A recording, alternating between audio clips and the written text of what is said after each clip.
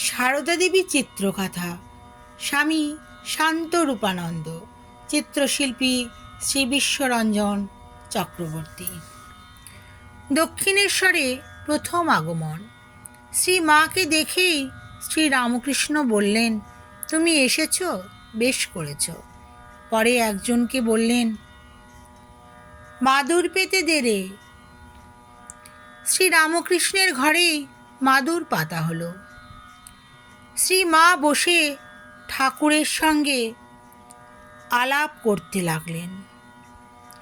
শ্রী মা অসুস্থ জেনে শ্রী রামকৃষ্ণ ঔষধপথ্য ও সেবার ব্যবস্থাদি নিজে করে দিলেন।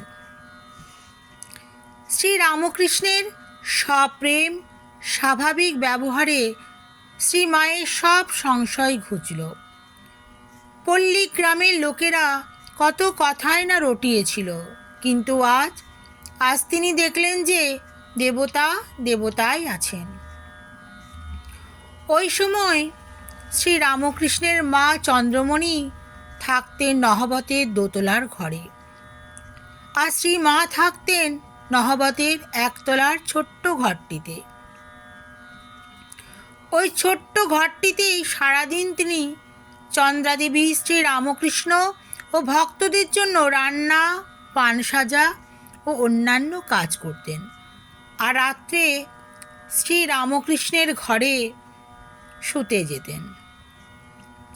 একদিন শ্রী রামকৃষ্ণ তাকে জিজ্ঞাসা করলেন, কি গো, তুমি কি আমায় সংসার পথে টেনে নিতে এসেছ? তৎক্ষণাৎ শ্রীমা উত্তর দিলেন, না, আমি তোমাকে সংসার পথে কেন টানতে যাব?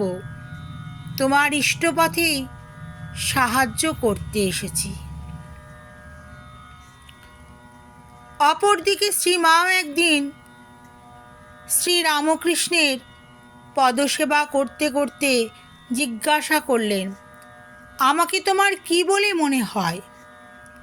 শ্রী রামকৃষ্ণ উত্তর দিলেন, যে মা মন্দিরে আছেন তিনি এই শরীরের জন্ম দিয়েছেন ও এখন নহবতে বাস করছেন, আর তিনিই এখন পদসেবা করছেন।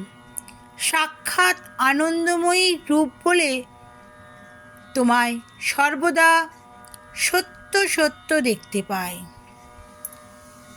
কি অপূর্ব কথা! জয় মা, জয় ঠাকুর, জয় স্বামীজি, প্রণাম।